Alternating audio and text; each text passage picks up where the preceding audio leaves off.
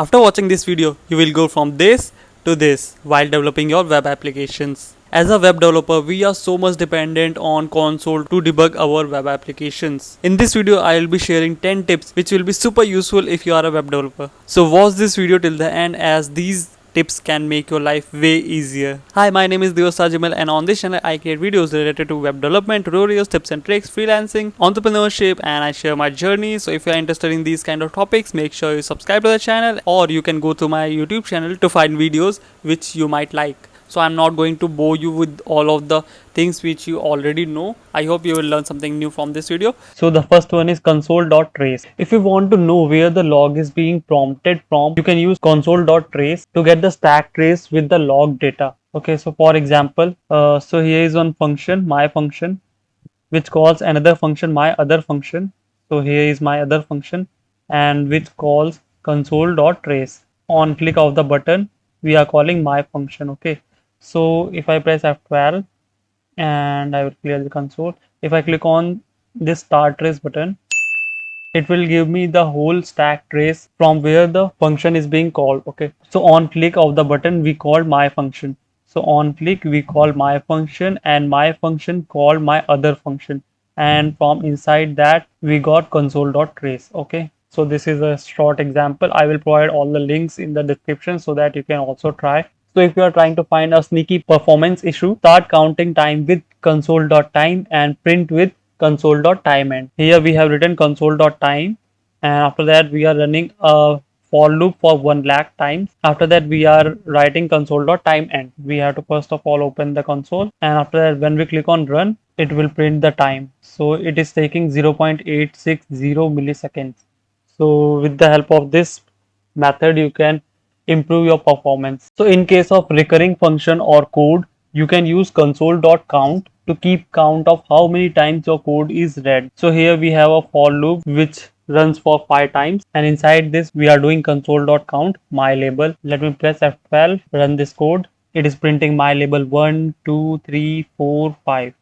So this is how you can make use of console.count to count how many times your code is read. Yes, conditional logging without wrapping your logs with if else. You can use console.assert by giving a condition and a message to log something when the condition is false. In Node.js, this will throw assertion error. It's a small example where let x equals to 5, y equals to 5, and console.assert x plus y equals to 11, expression return false. So since it is equals to 10, it should return false, and this should get printed. So here you can see assertion failed, expression return false. So this is how you can use console.assert to log something when the condition is false. Next one is console.group and console.groupend. After writing so many logs, you might want to organize them. A small and useful tool for that is the console.group and console.groupend. Using console group, your console logs are grouped together, while each grouping creates another level in hierarchy. Calling groupend reduces one. So here is a short example where you can see console.log hello world. Then after that we are creating a group, console.group. Inside this we are console logging hello again, this time inside a group. After that we are doing console.groupend, and after that console.log, and we are back. So when we run this code, let's click on F12, you can see hello world is printed as usual, but here we have console.group, and inside that we have hello again, this time inside a group, and we are back. So you can create groups like this to manage all your console log. String substitution. So when logging, you can incorporate variables using string substitution. So %s is for string, %i is for integer, %o is for object, and %f is for float. So here we have an array of objects. Inside them we have first name, last name, and age, and another first name, last name, and age.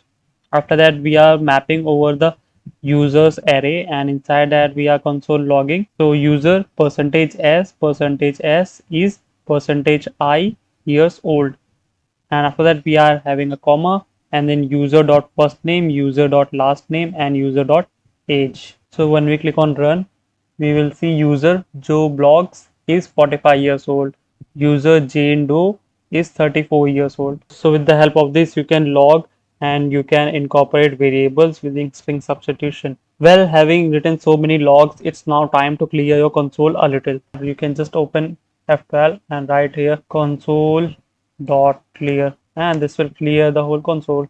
Console was cleared. Now the next one is console dot table. So saving the best for the last, this is a true gem in my opinion. You can actually print a very nice table with the object you log using the console dot table. So here is an example. You can say console dot table apples, orange, bananas. It will print a nice table like this in the console. As you can see here, it is printing a nice table 012 apple, orange, bananas. So this was quite interesting. Console.group collapse. So here we have written console.log hello world, and after that we have written console.group collapse, and after that we have written three console log statements. Okay, so here I have renamed it to 2 and here it is 3.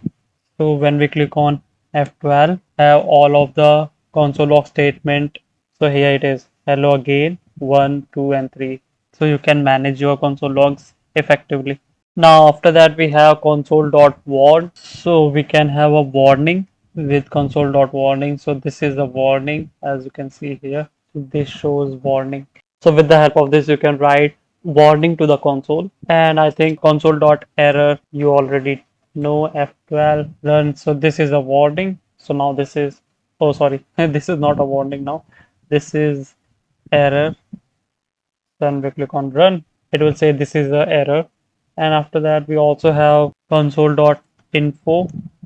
So this is the info. This is the info. That's it. I really hope these tips made your debugging bit more productive and even a little fun. You can watch these videos next, which I think you will like. If you find this video interesting, do like the video and share with the people who might find this video interesting, and subscribe to the channel for more awesome videos like this.